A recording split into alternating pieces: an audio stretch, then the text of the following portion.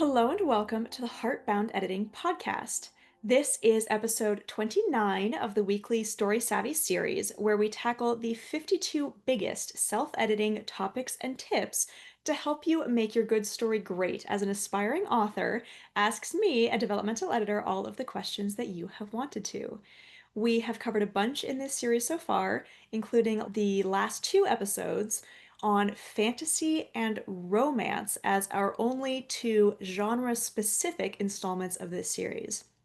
Today, we are going to take a look at character consistency, depth, and uniqueness in even more detail than we already have in earlier episodes. By the end of this episode, you will hopefully feel confident defining who your characters are internally, checking them for issues to fix, and making sure that they aren't falling flat. Joining me to ask all of the questions is my friend and co-host, Agnes Wolfe. Welcome. Hi, I'm an aspiring fantasy author who is hoping to release her book later next year, and also the host and founder of Authors Alcove. I'm here today to tackle the topic of making sure our characters are multidimensional and true to themselves. I feel like a very good starting point would be to talk about character consistency. When self-editing, how can we make sure that our characters acting in alignment with who they are and how we intended them to be throughout our story? If you haven't yet, write out some character statements for the main players. For example, that could be something like Kate is a bit shy at first, but very talkative once she gets comfortable. She tends to just shut down in emergencies and feels guilty about it later and is anxious and guilty in general. She is open to new experiences, but will rarely give things a second chance if she didn't like it the first time. And she is honest in general, but tells a lot of white lies to try to keep the peace. These statements can be as long, within reason, or short and as vague or specific as you want, so long as everything you are including in these statements feels relevant to understanding, designing, and using the character in the story. And I will just mention again something that I have mentioned before in a previous episode, which is that fictional characters cannot be as complex as real human beings. There is a balance to be struck between a fictional character feeling flat and like you are trying to do too much with their complexity. So use that discretion when designing or executing these characters. As you are creating or reviewing these character statements, do a mental assessment of where you remember showing proof of that trait in the story, where you or where you think you might be contradicting yourself. Beyond that, you really need to do a read through for this one. And as always, I suggest having a couple of things to keep an eye on with each read through to save yourself time.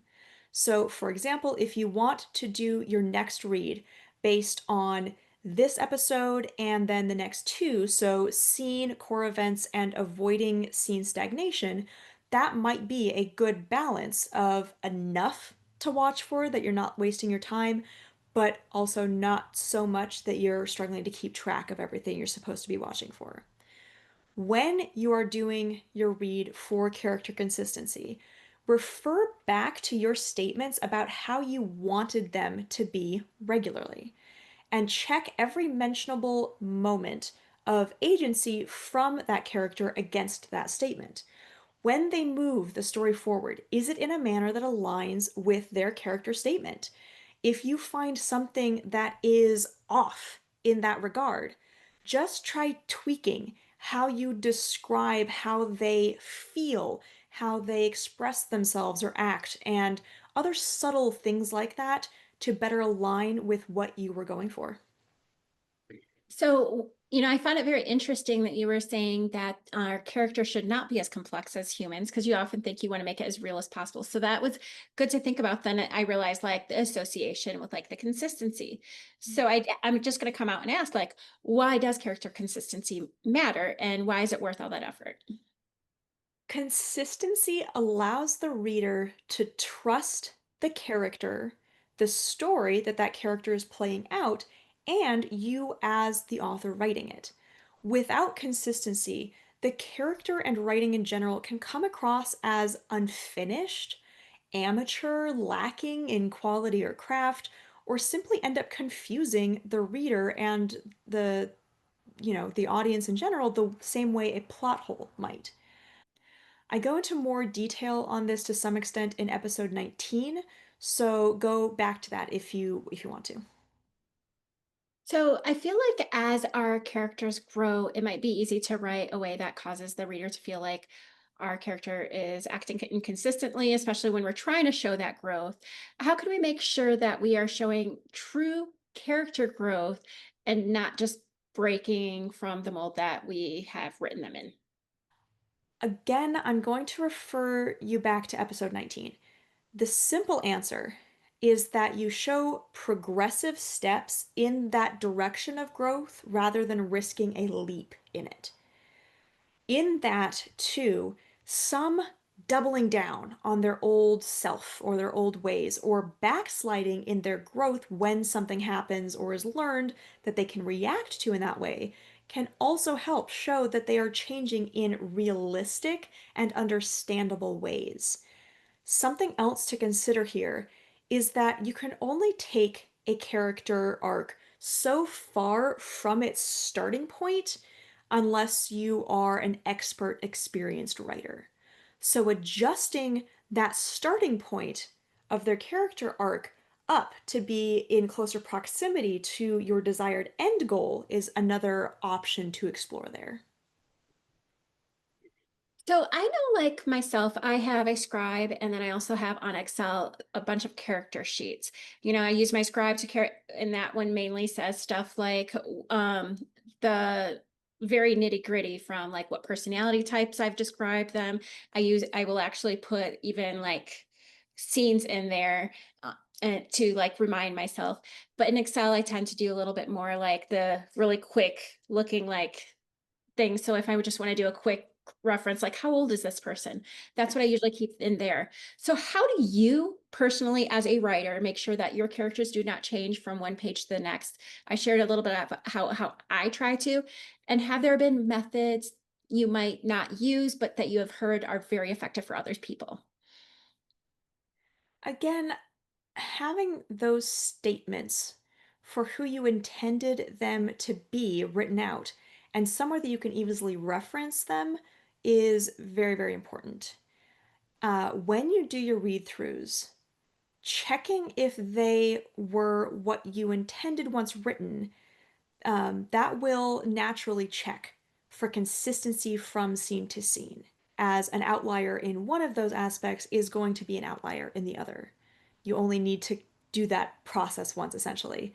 I don't have any particular tips or processes here, but another thing to watch for on this is just checking that their reactions to things are always proportional to the cause or have an explanation for why they aren't.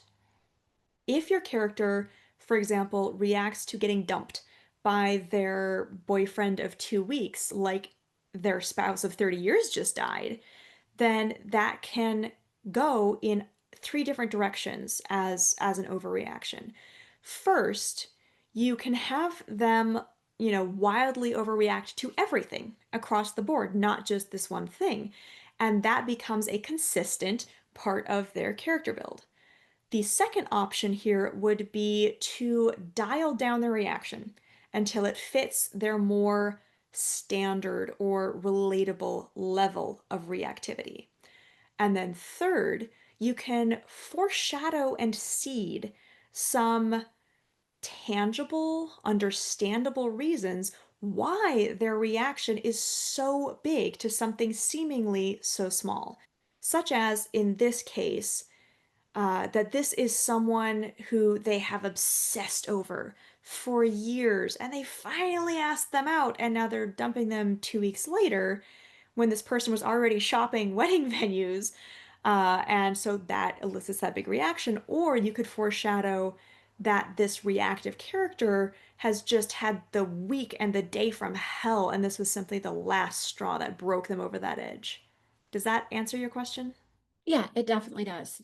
So I this one of the reasons why I'm excited for this particular episode is because I knew, like, even when I sent you my particular story, I knew one of my actual main character, I knew she was somewhat flat. But it was also one of those things where I wasn't ready to like edit it, and so I just sent it to you. And of course, I was not at all surprised when it came back that you felt that she was a little flat, a little two-dimensional. What exactly does it mean if a character lacks depth, and why is it a problem?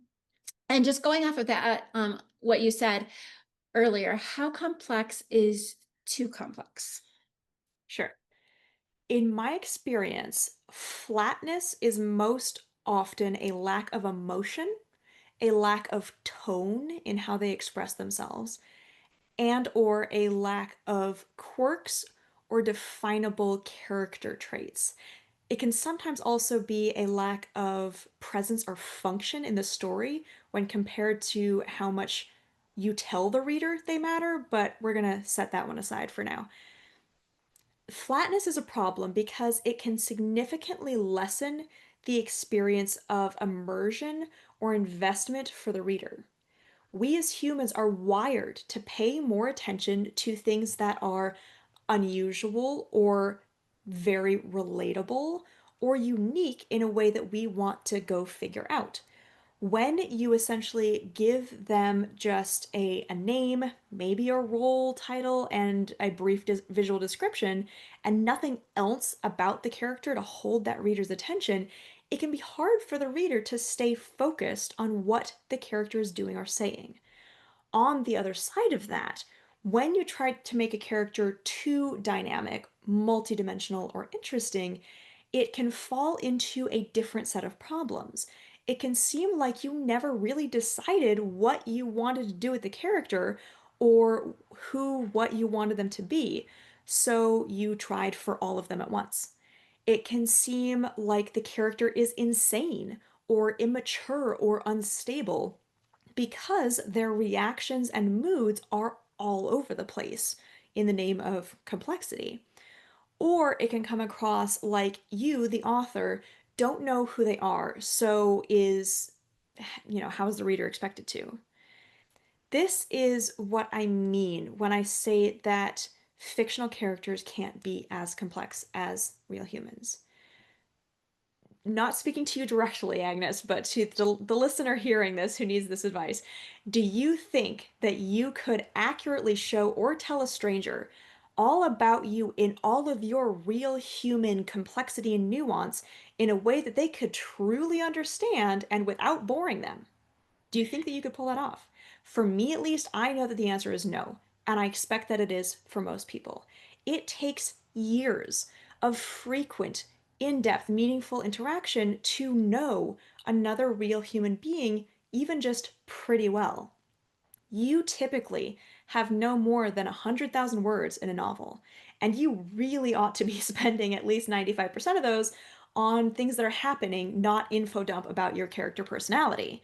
So, picking a happy medium between not giving your character enough personality, interest, and depth, and giving them too much to reasonably handle within this medium is always the goal.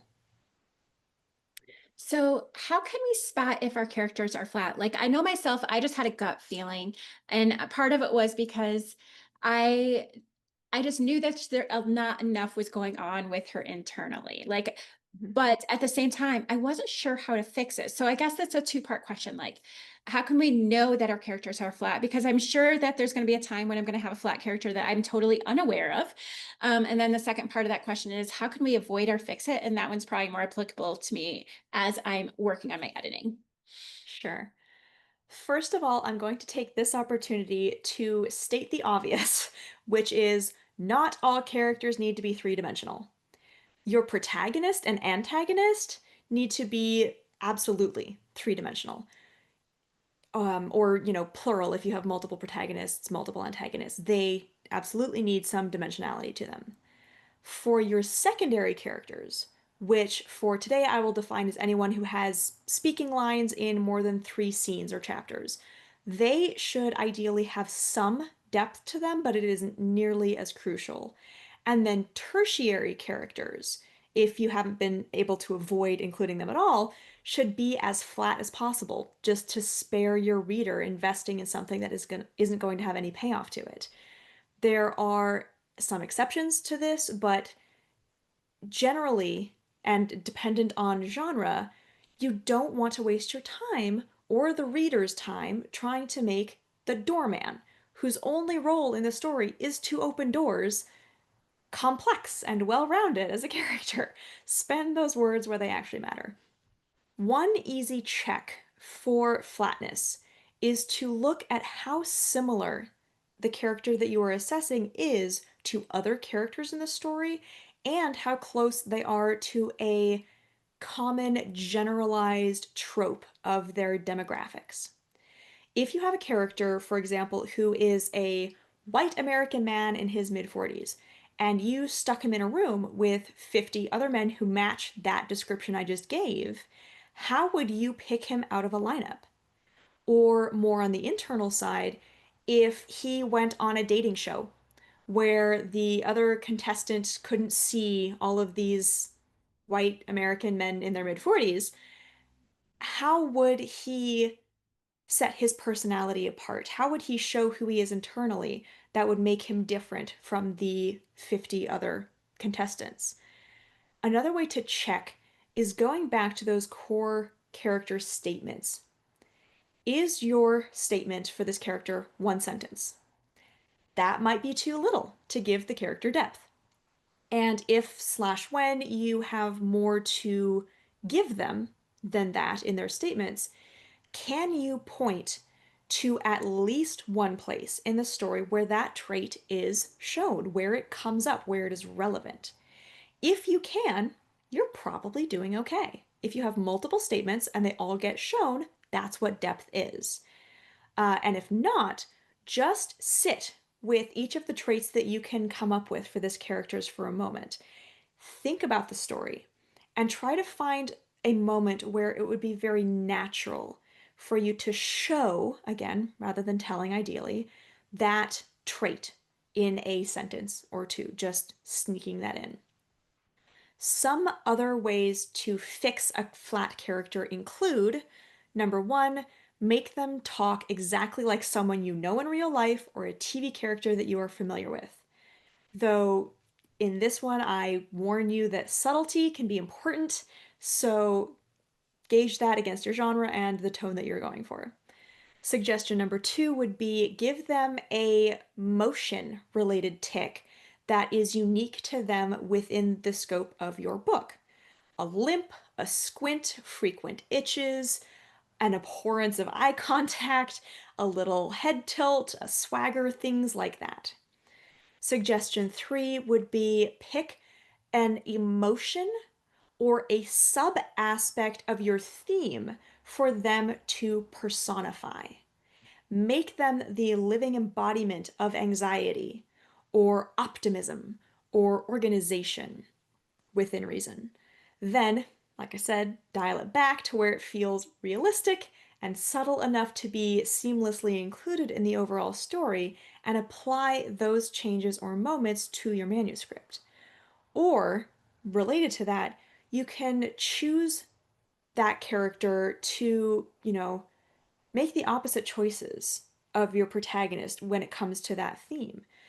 And you can decide for yourself on the back end in their statement the reason that they're making these different changes is because different choices is because of a little difference in their mindset or their emotional background, their practical background. You don't have to tell the reader that though. Just know that that's where it's coming from, and that will make it a lot easier for yourself. But then show how those right or wrong choices, that exploration of that subtopic of the theme, is working out for this character as sort of a background flavor on things. And then lastly, in these suggestions for making them more dimensional, give them more agency. This is by far the most applicable with the protagonist, but it can apply to secondary characters if you really need it to.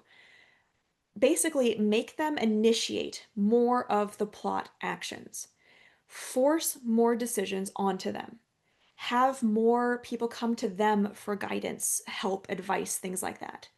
Force them to be the first to react to news, unexpected events, or the actions of others. Make them bring up difficult topics or put themselves on the line in some way.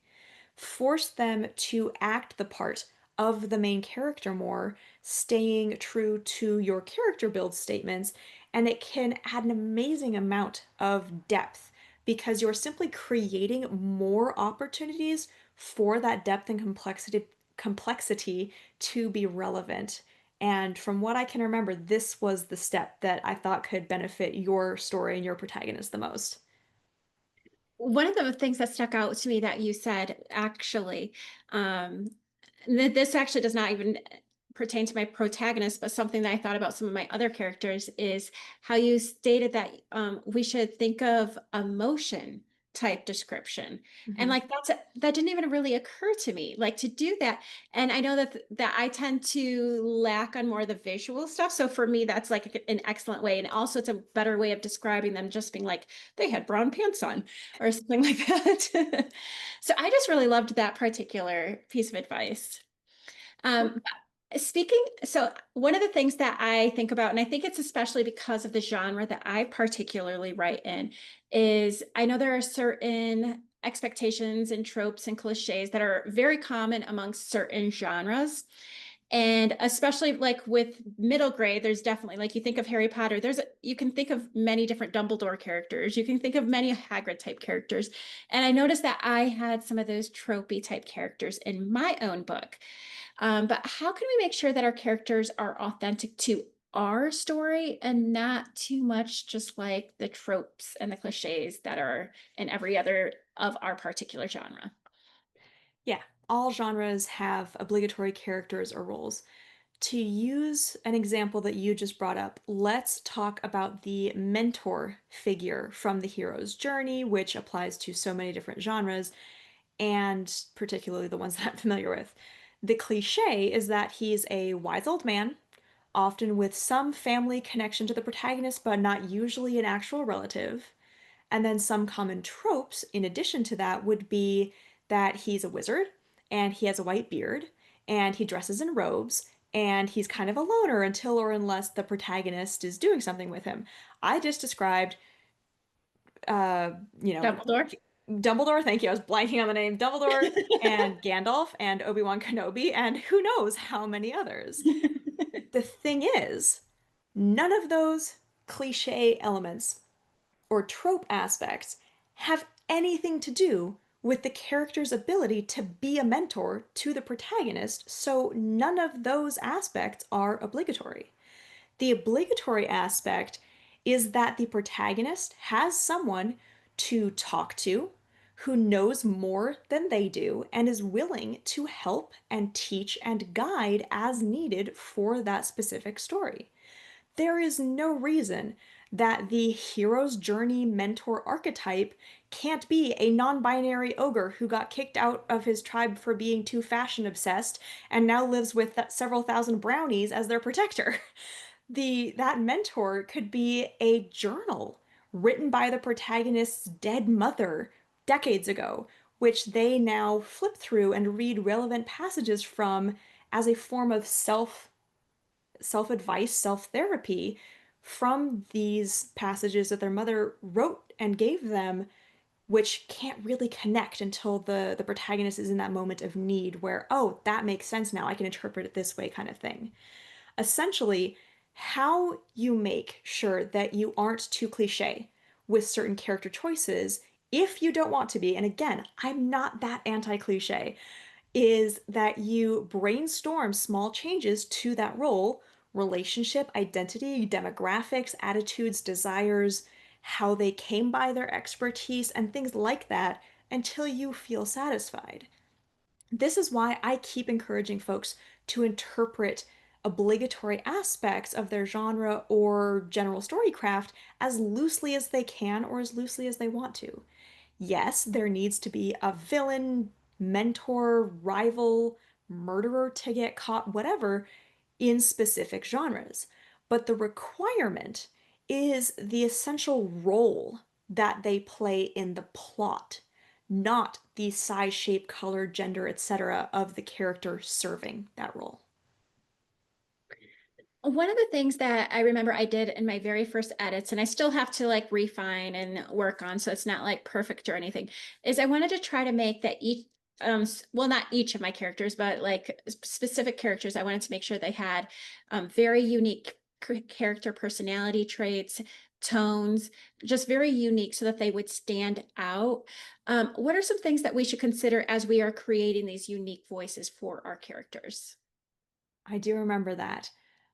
First, and this isn't specific to your book, but in general, use contractions, people, please. I'm not sure I can personally explain why, but all of your characters sounding kind of the same when they're speaking naturally with contractions is a lot less noticeable than a bunch of characters all sounding like formal British butlers. Uh, it's a thing, especially in fantasy. Second, add a line to their character statement about how they talk and tweak things to fit that as you are doing your next read through to check things. That might be about their educational background or about where they're from, or if their priority is sounding cool or avoiding ever being misunderstood, which is what I personally am. Third piece of advice for this difference in how a character sounds would be make sure that each character has a slightly different motivation in play and stick to that when they are speaking or writing.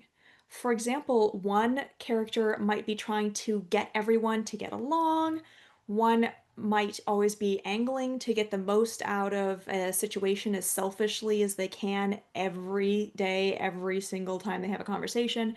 And then a third might be permanently confused about everything, but they are trying to sound like they aren't. And all of these different aspects are going to affect what the character chooses to say, how they word their thoughts, all of these different aspects, their tone, their willingness to admit that they're wrong, their willingness to ask questions, all of these different things. And all of those different aspects are going to help keep each of them distinct. So one of the things I remember when I was doing some beta reading for someone is I had so much trouble telling the difference between two characters. And it was because that the characters, the spelling of their names were very, very different. But when I said them in my head, they sounded very similar.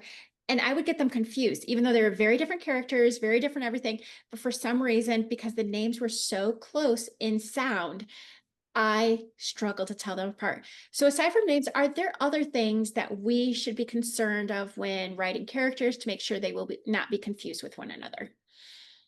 Yeah, we are going to do two whole episodes on names and other issues like that in the third module of this series, which we are almost there for. Some other things to consider are roles, titles, descriptions, and relationship to each other. With roles, you need to remember that readers are going to remember who characters are based on the role that they play, even more than the name. So if you have more than one character, a reader might think of as the king, or the best friend, or the coworker, then it might be worth adjusting those roles so that each is a little bit more unique to the story.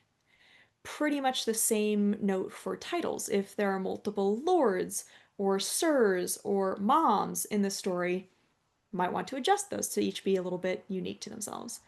For descriptions, it's mostly about making your characters visually distinct or being unique in what you describe about each character.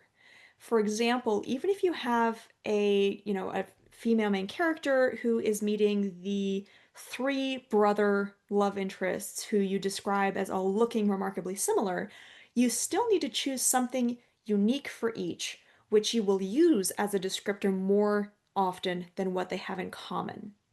And this might be one of them is the one who is always scowling, and another one is the tallest of the three, and the other is the one who has tattoos peeking out of the collar of his shirt.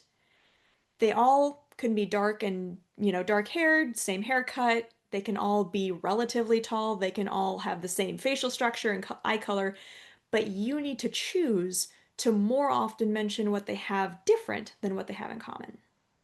Related to that, if you have two female characters with red hair, I personally suggest that you avoid using the phrase, the red haired woman did XYZ, without also adding a descriptor that is unique to the one that you're talking about. And then lastly, relationships can cause confusion. I already mentioned coworkers and moms, but it's not just limited to relationships to the protagonist, which they are aware of within the story. This applies to any situation where the reader might have to think, wait, which one are they talking about if they come back to the book after setting it aside for however long? Which bully is being referred to, or which teacher, which rival, which antagonist, which boss, which friend, anything like that. Just differentiate them however you can and try to mention what makes them unique more often than you mention the shared relationship to the main character. So instead of saying, well, this boss did this and this boss did that, instead say, well, my manager did this and the CEO did that. That's going to help differentiate a lot. That makes a lot of sense. I do have one last question, and I'm surprised I haven't asked this already because I usually like to ask this earlier on. But what is the most common mistake you see writers making when they're trying to make a character distinct? Probably making them comically extreme in whatever trait is used to give them depth or make them unique. This is by far and away the biggest issue that I've seen trying to give characters depth. If you're writing comedy of any genre, by all means lean into it. That can be a great way to add comedy to every single page. However, I too often see this happening in more serious books or more serious genres where it just does not land. This is why I mentioned subtlety several times in this episode. If you want to make your character, for example, generally more nervous, do so in a way where it's more background shading on who they are and how they exist and how they choose to take actions and ask questions, or in their posture, subtle things, rather than making them constantly shaking or telling people how anxious they are all the time or uh, biting their fingernails down to the quick.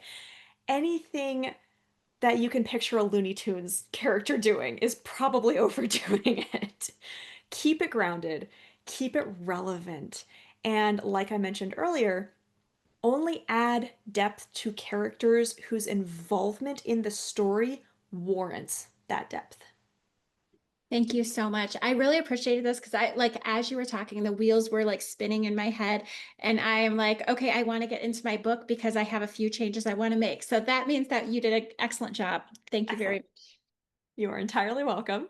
And yeah, next week we will finally get to what I personally think is the most important episode of this entire series, scene core events. And that will start off the third layer of this series where we're getting into just scene specific topics. For now, I really want to thank everyone for following along with this series. We would really appreciate it if you could help us out by liking and subscribing to the Heartbound Editing Podcast and the Author's Alcove Podcast, where you can find lots more content for fantasy authors and readers beyond this joint series. I can't wait to chat with you then. Thank you. See you then.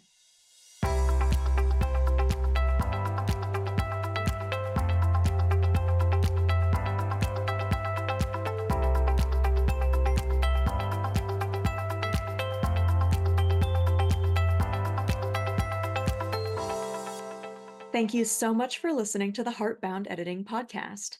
I look forward to bringing you more content to help you make your good story great so it can change lives and change your world. Follow along to hear more, or visit my website linked in the description to learn how I can help you and your story to flourish. See you next time.